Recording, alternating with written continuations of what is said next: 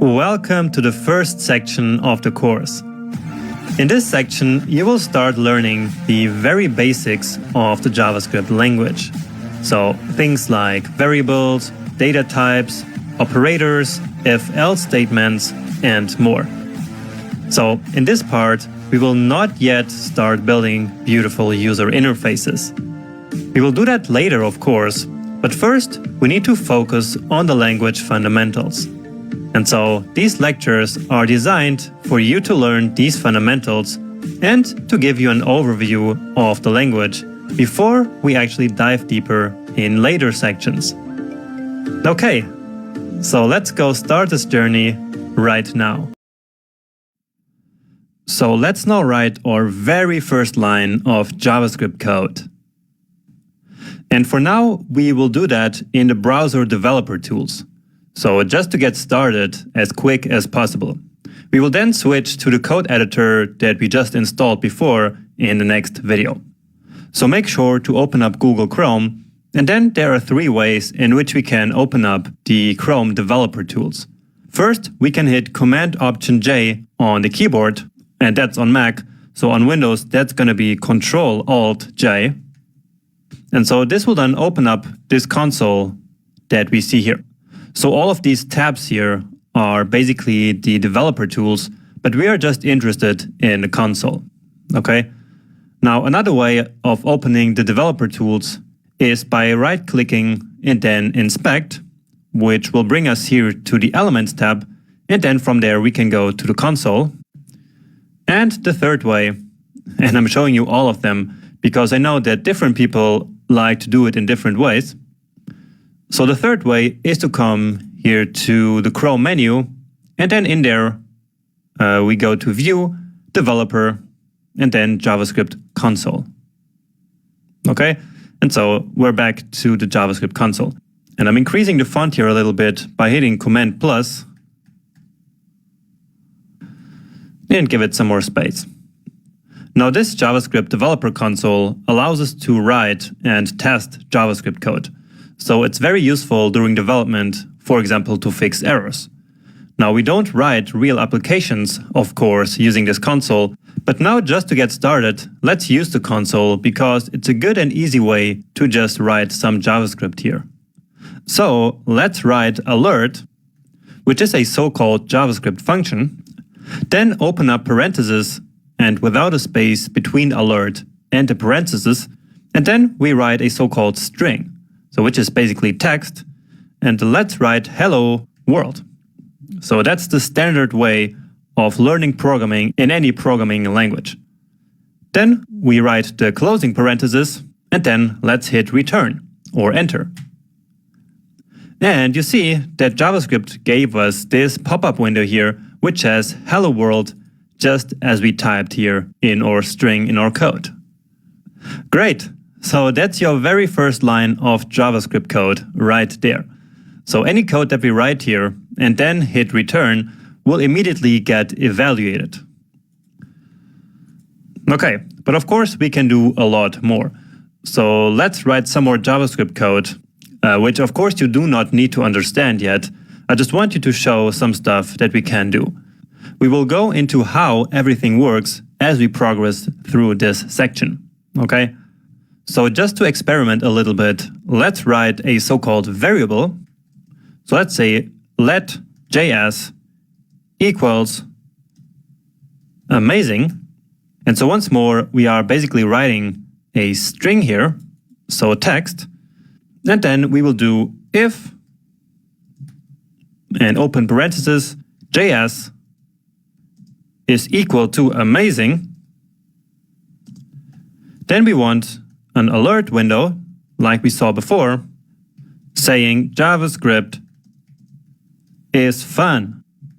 And if I hit now return, we get this window which says JavaScript is fun. Okay?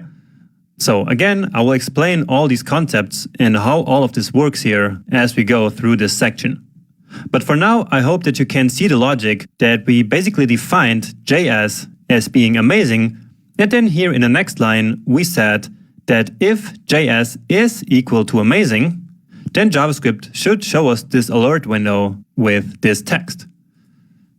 Okay, and now we can also change JS to boring, hit return again, and now let's copy this text here again.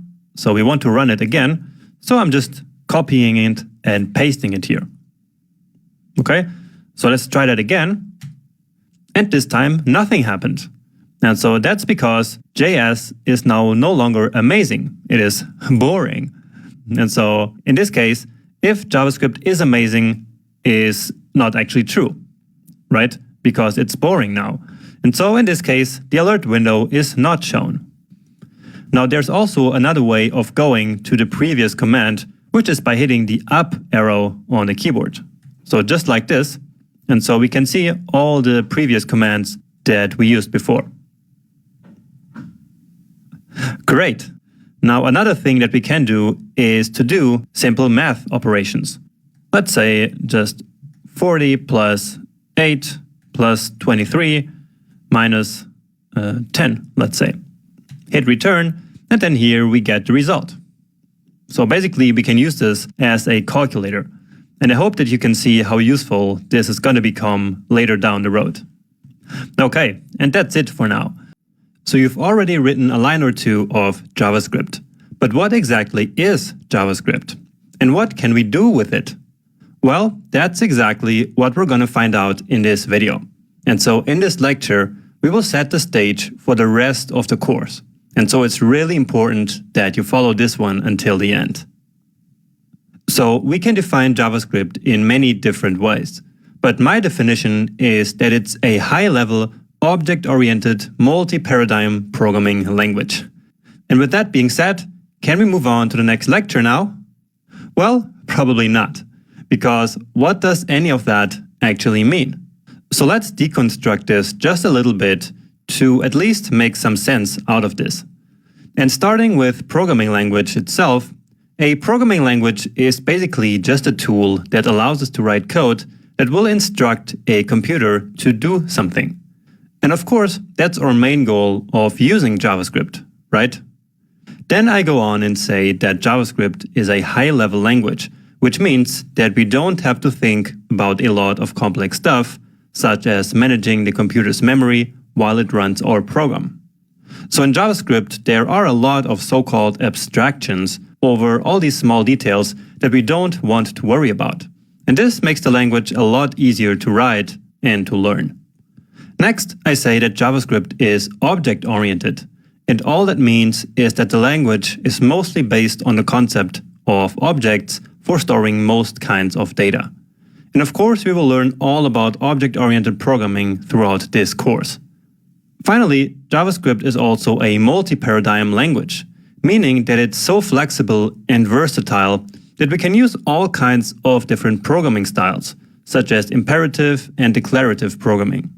And these different styles are just different ways of structuring our code, basically. Again, you will learn all about this throughout the course. This is just the first, very high-level overview, but I hope it's been making sense so far. Anyway, now that we know what JavaScript actually is, at least kind of, what is the role that it plays in web development? Or in other words, what do we actually use it for? And to answer that question, let's actually look at the three core technologies of the web: HTML, CSS, and of course, JavaScript. So these three technologies all work together to create beautiful, interactive, and dynamic websites or web applications. Now, the HTML is responsible for the content of the page. So the text, the images, the buttons, and all the content that you see on a web page is always written in HTML. Then the CSS is responsible for the presentation of that content. So basically for styling and for laying out the elements on a web page. And then finally, JavaScript is the real programming language of the internet. And it allows developers to add dynamic and interactive effects to any web page.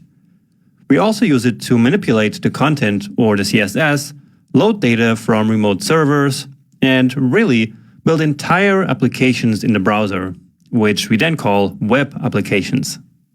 Now we can also use the analogy of nouns, adjectives, and verbs to make this separation of roles a bit easier to understand.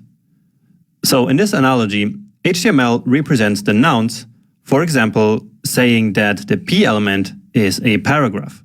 And so paragraph is the noun here. The CSS then is the adjective, because it describes the noun. Like this piece of CSS saying the paragraph text is red. And so here, red is the adjective describing the noun. And finally, JavaScript is of course the verb, like saying hide the paragraph. And so here we are doing something, and so we have a verb. Okay? Does that make sense? Now, since we've been talking a lot about dynamic effects and web applications here, let's now actually take a look at a real example to make it even more clear what JavaScript is capable of. And so this is the Twitter web application on twitter.com. And there is a lot happening as we open a profile page like this one. And so I thought that this was a very cool example. So right off the bat, you see that there are these two rotating spinners on the page, meaning that JavaScript is probably loading some data from the Twitter service in the background. Then, as the data arrives, JavaScript hides these spinners and instead shows the loaded content. So this is a very cool example of manipulating styles and content, right? But there's also some simpler dynamic effects on this page, like JavaScript showing the tweet box whenever we hit the tweet button and then hides it as we click outside of that box. And finally, JavaScript also displays this really nice user information as we hover our mouse over any user on Twitter. And it probably also loads this data on the fly. So a lot of cool stuff going on here, and it's all powered by JavaScript. How cool is that? And in fact, by the end of the course, you will actually know how to use all of these techniques that we just saw here. And so I hope that this makes you even more excited about all the content ahead. Alright, now that we saw what JavaScript is really capable of, let's quickly recap and also look at other cool stuff that we can build with the power of JavaScript. So as you already know, JavaScript allows us to add dynamic effects to pages.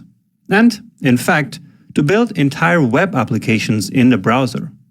And these applications feel almost like the apps that we use on our computers and phones every single day.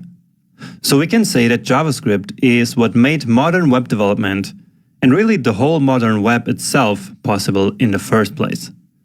Now, if you're already somewhat familiar with the web development industry, you probably heard of modern JavaScript libraries and frameworks such as React, Angular, or Vue, right?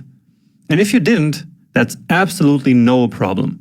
All you need to know is that these are basically tools that make writing modern, large-scale web applications a lot easier and faster. Now, what matters here is that all these frameworks and libraries are still 100% based on JavaScript. And what this means is that you should become really, really good at JavaScript before learning and using any of these frameworks, and not just jump into your first framework after you know how to write like 10 lines of JavaScript, okay? Also, your library of choice might not always be as popular as it is today. And the best way to be prepared is, you guessed it, becoming really good at JavaScript. Because then you can easily learn whatever is popular next. So no matter what anyone tells you, learning JavaScript properly is the single best investment that you can make in your web development career right now. Now, the JavaScript language and the web browser are actually two separate things. And what that means is that JavaScript can also run outside of web browsers. For example, it's possible to use JavaScript on a web server using a very popular technology called Node.js, which doesn't need any browser at all. And this allows us to create so-called back-end applications, which are simply applications that run on a web server and interact with databases and stuff like that. On the other hand, when we use JavaScript in the browser, we create so-called front-end applications. So in this course, we will learn the ins and outs of the JavaScript language itself and of course also how to use it in the browser in order to create all these amazing effects that we've been talking about. So basically, we're going to be building front-end web applications. And in the future, I might also add a section about Node.js at the end of this course, so that you can get a sense of how we can use JavaScript outside of the browser environment as well. Alright, and now just to finish, I want to mention that we can actually also use JavaScript to build kind of native mobile applications, as well as native desktop applications for any phone and computer operating system out there. That's because of modern tools like React Native, the Ionic framework, and tools like Electron. These have completely changed the whole development industry over the last couple of years, making things possible that were never possible before. So as you can see, there's almost nothing that you can't build after becoming really good at JavaScript, which, if you think about it, is really kind of mind-blowing. It's just amazing because the possibilities are so endless.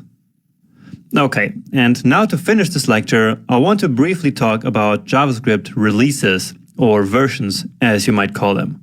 We will come back to this topic by the end of the section because it's super important, but it's also a good idea to get a first overview of JavaScript releases at this point. Anyway, to make a long story short, there has been a huge update to the language in 2015, which is officially called ES 2015. But most people just call it ES6, simply because it was the release after ES5. And by the way, ES stands for ECMAScript. Now, after ES 2015, there is now a yearly new release with a couple new JavaScript features. In all of these new releases, or versions, starting from ES 2015, is what we call modern JavaScript. But why am I telling you all this? Well, it's simply because in this course, I'm going to teach you modern JavaScript right from the beginning. And I wanted to make that very clear right from the start.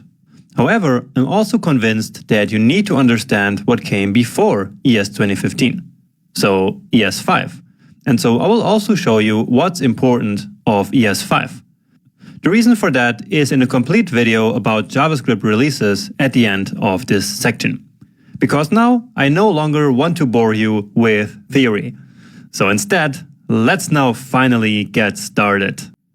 Alright.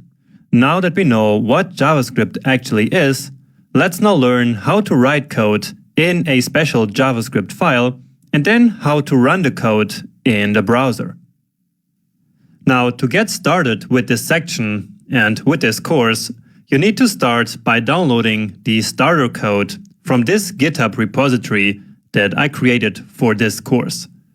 So this repository is at this URL here, which, in case you missed it, is at the very beginning of the course, so in the first text lecture of the first section.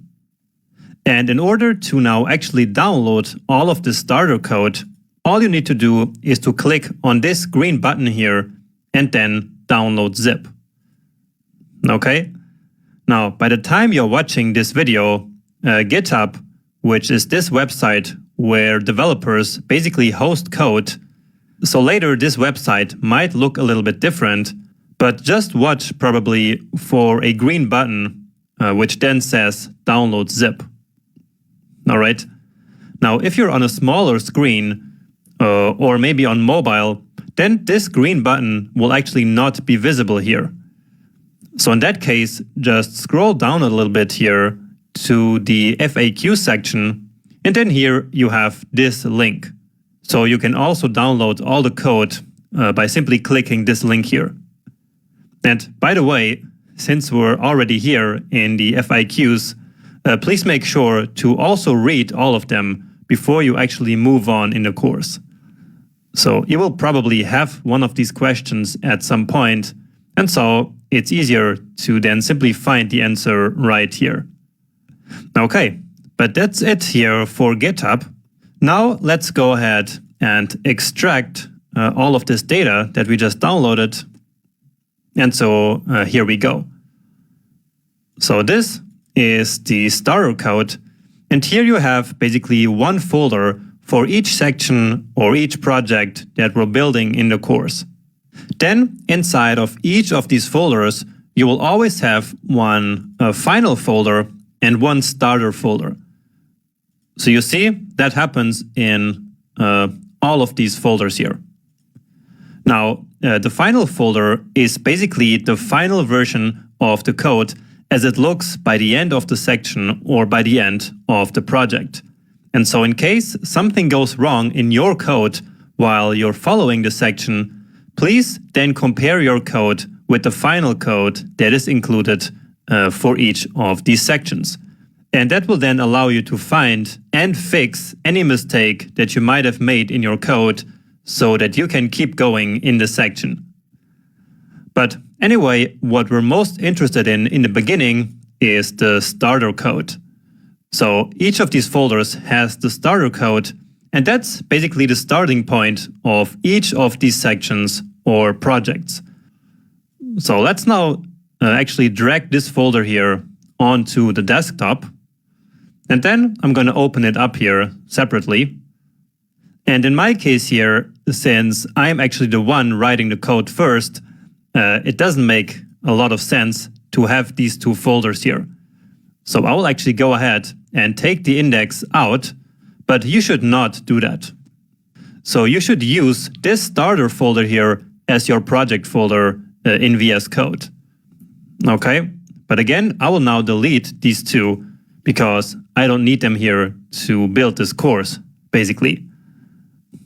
But anyway, let's now open up a new VS Code window. So new window, and then here we click on Open Folder. And then we are already in the desktop. Let's just make the window a bit bigger here. And then I will select my project folder here. So in my case, that's going to be this folder. But again, you should now use that starter folder that's in here as your project folder. So I think that's the best way for you to approach this. So with that project folder selected, hit Open. And then here we see the index.html file that we already had in our starter code. And this is an HTML file because usually JavaScript is attached to web pages, at least when we're building front-end applications, as we learned in the last video. So to start, we always need an HTML document like this, because our JavaScript needs to be attached to an HTML document. Now in HTML, there is a script tag where we can write JavaScript. So let's do that here in the head, right beneath this style. And if you're completely new to HTML and have no idea how it works, there is a very short crash course on HTML and CSS in section 5 of this course, I believe. So if you want, you can take that just to learn about the very basics of HTML and CSS in like 30 minutes or so. Anyway, let's now create this script tag here in which we will write our JavaScript now. Because in the first video, we wrote JavaScript in the console, remember? But that's not how real development works. So instead, of course, we write the code in files. So let's just write for now the same code that we wrote in the first video. So let JS equal amazing. And then in JavaScript, we usually add a semicolon to the end of each line. And this will then let JavaScript know that we are done with this line. And it's actually not really mandatory, and you will see some people omit the semicolons, but I still consider it a good coding practice, and I believe it makes the code a bit cleaner. So, just like before, we are then saying if JavaScript is amazing, then alert that JavaScript is fun. And once again, don't worry yet about how this code here works, okay? Just type it for now and just have a general idea of what it does. Now to actually execute this code, so in this example, to show this alert window, all we have to do is to open up index.html in the browser. Because again, this is where our JavaScript is now attached to, right? So let's do that. And so I'm going back to my desktop and then open this file with Google Chrome. And indeed, right away, we get this alert saying JavaScript is fun. And so that is coming from our index.html. We can click OK, and then it finishes. And we see our starter file, which is actually this text. So if you see in VS Code, JavaScript Fundamentals Part 1 in this H1 tag is exactly what we see here. And so we opened up the right page, and also our JavaScript is working. So if we reload this page now, we should see that alert window again. And indeed, here it is. Okay, let's push this to the side here. Here's the code from our previous lecture, VS Code, and push it to the other side. Okay, we can then get rid of this sidebar here that we don't need by hitting Command or Control B, or by clicking this file icon. And with this, we have enough space to see the editor and the browser here on the other side. So let me show you something very important now, which is how to see results from our code back in the browser. So let's take this math operations that we did in the previous lecture. So that was 40 plus 8 plus 23 minus 10. Let's give it a save. And you see that JavaScript actually automatically formatted this code. And I will show you later how you can set that up for yourself. Anyway, if we now reload this page here, where do you think this result will appear? So clearly it's not in this alert, and it's also nowhere on this page, because we didn't tell JavaScript to put it on the page. So let's open up the inspector here, and I will do inspect, and then the console, and then again increase the text, command plus, plus, and plus again.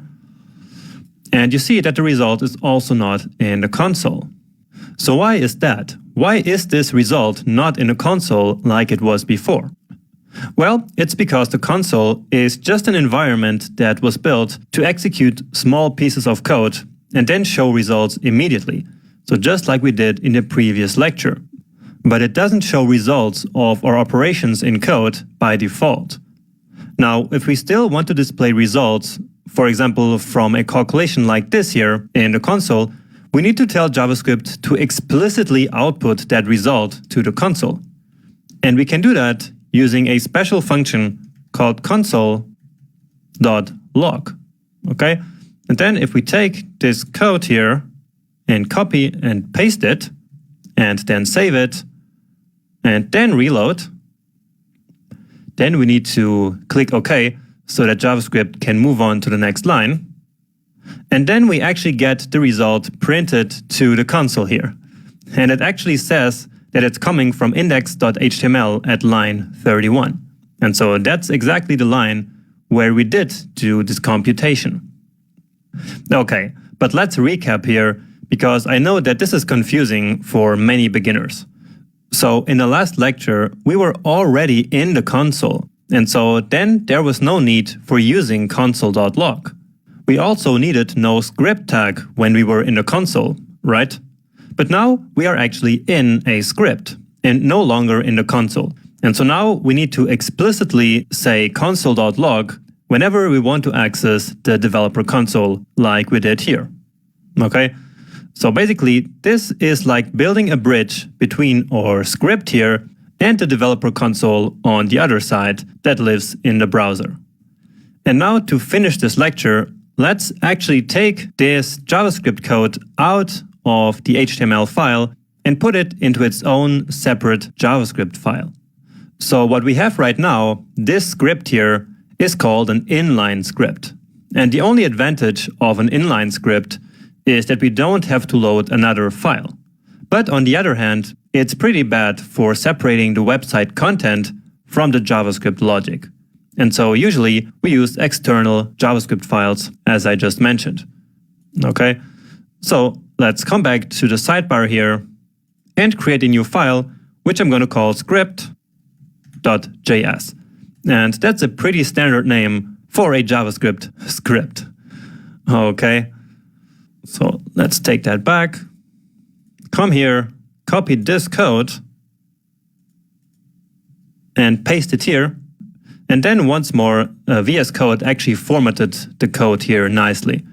If it didn't on your computer, then just do that manually, and I will show you later how to set that up.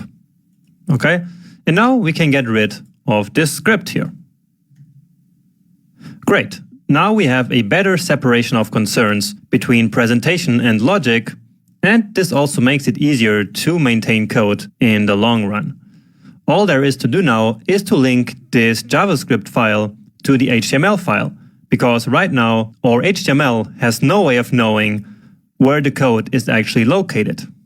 So if we execute this code by reloading the browser, now nothing will happen. Again, because this HTML file right now does not know where to find the JavaScript code. So let's do that connection, and we usually do that at the end of the body tag, okay? And actually we will use script again. All right, but now this time we're not going to put any code inside this script element, but instead we are going to specify the source attribute. So here all we need to do is to then specify the name of the script and the location. Now in this case, this script, so this script.js file is in the same folder as index.html.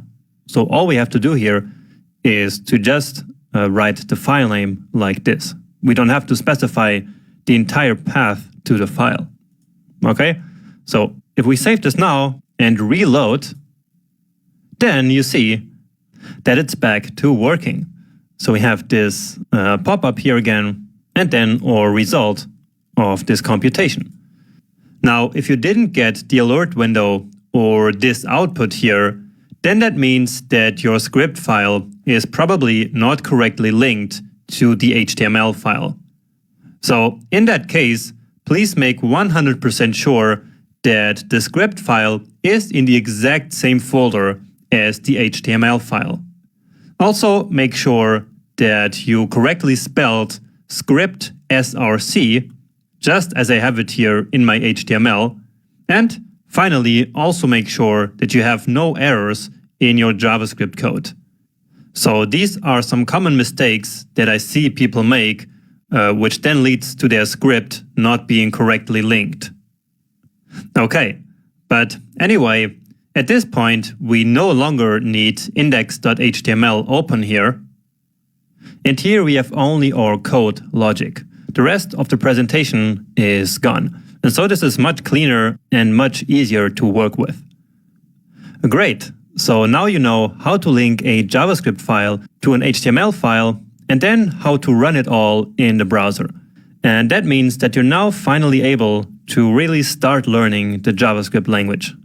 So see you in the next lecture where we're going to start doing just that.